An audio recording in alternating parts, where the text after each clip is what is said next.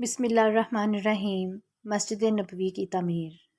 ناظرین، حضور نبی کریم صلی اللہ علیہ وآلہ وسلم نے ہجرت کے بعد مدینہ میں 12 ربیع الاول سن ہجری بمطابق 27 ستمبر 622 عیسوی کو حضرت ابو ایوب انصاری رضی اللہ تعالیٰ عنہ کے گھر کے سامنے نزول فرمایا تھا اور اسے وقت فرمایا تھا کہ انشاءاللہ یہی منزل ہوگی۔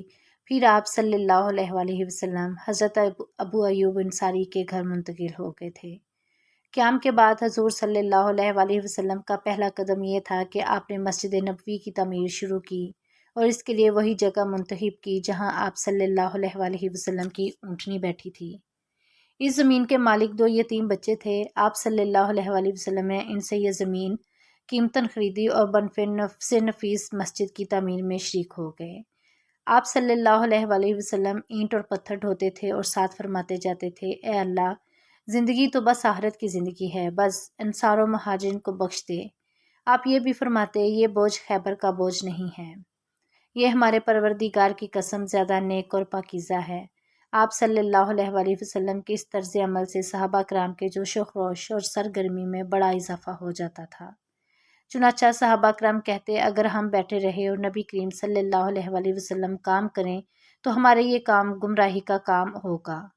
ناظرین، اس زمین میں مشرکین کی چند قبریں تھیں، وہاں ویرانہ بھی تھا، کھجور اور برگد کے چند درخت بھی تھے، اور رسول اللہ صلی اللہ علیہ وآلہ وسلم نے مشرکین کی قبریں اکھڑوا دی، ویرانہ برابر کروا دیا اور کھجوروں اور درختوں کو کاٹ کر قبلے کی جانب لگا دیا۔ اس وقت اس قبلہ بیت المقدس تھا۔ دروازے کے بازو کے دونوں پائے پتھر کے بنائے گئے، دیواریں کچی اینٹ اور گارے سے بنائی گئیں۔ چھت پر کھجور کی شاخیں اور پتے ڈلوا دیے گئے اور کھجور کے تنوں کے کھمبے بنا دیے گئے۔ زمین پر ریت اور چھوٹی چھوٹی کنکریاں بچھا دی گئیں۔ 3 دروازے لگائے گئے۔ قبلہ کی دیوار سے پچھلی دیوار تک 100 ہاتھ تک لمبائی تھی، چوڑائی بھی اتنی یا اس سے کچھ کم تھی۔ بنیاد تقریباً 3 ہاتھ گہری تھی۔ ناظرین، صحیح بخاری کی ایک روایت کے مطابق وہ جگہ جہاں رسول اللہ صلی اللہ علیہ وآلہ وسلم کی اونٹنی بیٹھی تھی بنی نجار کے 2 یتیم لڑکوں کی تھی۔ کھجور خشک ہونے کی جگہ تھی اور کچھ مسلمان وہاں نماز بھی پڑھتے تھے۔ آپ نے دونوں لڑکوں کو بلا کر ان سے اس کی قیمت معلوم کی تاکہ اس جگہ بنائی ہوئی مسجد بنائی جائے۔ انہوں نے کہا، ہم تو اسے آپ صلی اللہ علیہ وآلہ وسلم کو ہبہ کر دیں گے۔ چنانچہ انہوں نے وہ زمین آپ کو دے دی اور رسول اللہ نے وہیں مسجد بنانا شروع کر دی۔ امام بخاری مسلم نے حضرت انس بن مالک رضی اللہ تعالیٰ عنہ سے روایت کی ہے کہ نبی کریم جہاں نماز کا وقت آ جاتا وہیں نماز ادا کر لیتے اور بکری کے باڑوں میں بھی نماز پڑھ لیا کرتے تھے۔ پھر آپ صلی اللہ علیہ وآلہ وسلم کو مسجد بنانے کا حکم دیا گیا تو آپ نے بنی نجار والوں کو بلا بھیجا اور کہا، اے بنی نجار کے لوگوں، تم لوگ یہ بات میرے ہاتھ کی قیمت لے کر بھیج دو۔ انہوں نے کہا، نہیں، اللہ کی قسم، ہم صرف اللہ سے اس کی قیمت مانگتے ہیں۔ حضرت انس رضی اللہ تعالیٰ عنہ کہتے ہیں، اس جگہ مشرکین کی قبریں تھیں اور اس میں کھجور کے درخت بھی تھے۔ آپ صلی اللہ علیہ وآلہ وسلم نے مشرکین کی قبروں کو کھود دینے اور کھجور کے درختوں کو کاٹ دینے کا حکم دیا۔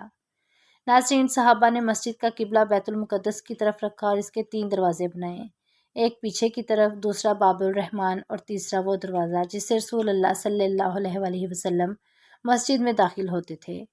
مسجد سے متصل اسی طرح کچی مینٹوں سے امہات المومنین کے گھر بنائے گئے جن کی چھت کھجور کے پتوں اور اس کے تنوں سے بنائی گئی تھی۔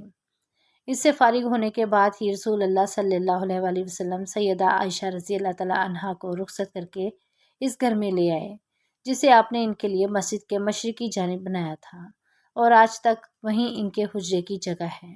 اور آپ صلی اللہ علیہ وآلہ وسلم نے اپنی بیوی سودا بنت زمعہ رضی اللہ تعالیٰ عنہ کے لیے ایک دوسرا گھر بنایا۔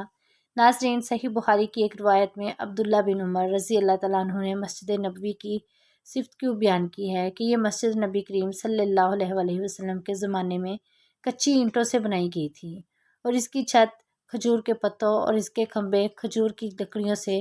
حضرت ابو بکر رضی اللہ تعالیٰ عنہ نے اس میں کچھ اضافہ نہیں کیا۔ حضرت عمر رضی اللہ تعالیٰ عنہ نے اس میں اضافہ کیا اور رسول اللہ کے زمانے میں بنیاد پر ہی کچی اینٹوں اور کھجور کے پتوں سے اسے بنایا اور لکڑی کے کھمبوں کو دوبارہ لگا دیا۔ البتہ حضرت عثمان رضی اللہ تعالیٰ عنہ نے اس میں کافی اضافہ کیا اور اس کی دیواروں کو منقش پتھروں اور چاندی سے بنایا اور اس کے کھمبوں کو منقش پتھروں سے اور اس کی چھت کو ساج نامی درخت کے بڑے بڑے پتوں سے بنایا۔ ناظرین، ابن عمر رضی اللہ تعالیٰ عنہ سے مروی ابو داؤد کی ایک اور روایت میں مذکور ہے، مسجد نبوی کے کھمبے عہد نبوی میں کھجور کے تنوں کے تھے، جس کے بلائی پر کھجور کے پتے ڈال کر مسجد کو سایہ دار بنا دیا گیا تھا۔ ابو بکر صدیق رضی اللہ تعالیٰ عنہ کے زمانے میں وہ کھمبے دیمک خوردہ ہو گئے تو ان کی جگہ کھجور کے دوسرے کھمبے گاڑ کر ان پر دوبارہ کھجور کے پتے ڈال دیے گئے۔ وہ کھمبے پھر حضرت عثمان رضی اللہ تعالیٰ عنہ کے زمانے میں دیمک خوردہ ہو گئے تو انہوں نے ان کی جگہ پتھروں کے ستون بنا دیے، جو اب تک محفوظ ہیں۔ بے کری میں حضرت بصری رحمۃ اللہ سے روایت ہے، جب اللہ کے رسول صلی اللہ علیہ وآلہ وسلم نے اپنے صحابہ کی مدد سے مسجد بنائی تو آپ ان کے ساتھ اینٹ اور پتھر ڈھوتے تھے، یہاں تک کہ آپ صلی اللہ علیہ وآلہ وسلم کا سینہ مبارک اخبار لود ہو گیا۔ آپ نے فرمایا، تم لوگ اسے موسیٰ کی چھتری کی مانند ایک چھتری بناؤ۔ اسماعیل بن مسلم کہتے ہیں، میں نے حسن بصرہ سے پوچھا، موسیٰ کی چھتری کیسی تھی؟ تو آپ نے فرمایا، جب وہ اپنے ہاتھ اٹھاتے تو چھت کو لگتے۔ ناظرین، عبادہ بنت صامت رضی اللہ تعالیٰ عنہ سے مروی ہے کہ انسان نے مال جمع کیا اور اسے آپ صلی اللہ علیہ وآلہ وسلم کے پاس لے آئے اور کہا، اے اللہ کے رسول، آپ اس مسجد کو بنائیے اور اسے خوبصورت بنائیے، ہم کب تک کھجور کے پتوں کی بنی اس چھتری کے نیچے نماز پڑھتے رہیں گے؟ آپ نے فرمایا، میں اپنے بھائی موسیٰ کی چھتری کے علاوہ کسی اور عمارت کی طرف رغبت نہیں رکھتا۔ نبی کریم صلی اللہ علیہ وآلہ وسلم کا مدینہ پہنچنے کے بعد فوراً ہی مسجد تعمیر کرنا اس بات کی دلیل ہے کہ ہر زمان و مقام میں مسلم کمیونٹی کی تعمیر میں مسجد کا کردار بنیادی ہوگا۔ جب ہم عہد نبوی میں مسجد نبوی کی تاریخ کا مطالعہ کرتے ہیں تو یہ بات کھل کر سامنے آ جاتی ہے کہ وہ مسجد ادائے نمازی کے لیے نہ تھی، بلکہ یہ ایک یونیورسٹی تھی جس میں مسلمان اسلامی تعلیمات اور ہدایات کا درس حاصل کرتے تھے، اور ایک محفل تھی جس میں مدت جاہلی، بشش، نفرت اور باہمی لڑائیوں سے دوچار رہنے والے قبائل اور ان کے افراد اب میل جول سے محبت سے مل کر رہ رہے تھے۔ نیز یہ ایک مرکز تھا جہاں سے اس ننھی سی ریاست کا سارا نظام چلتا تھا اور مختلف قسم کی مہم بھی بھیجی جاتی تھی۔ علاوہ ازیں اس حیثیت ایک پارلیمنٹ کی بھی تھی جس میں مجلس شورا اور مجلس انتظامیہ کے اجلاس منعقد ہوتے تھے۔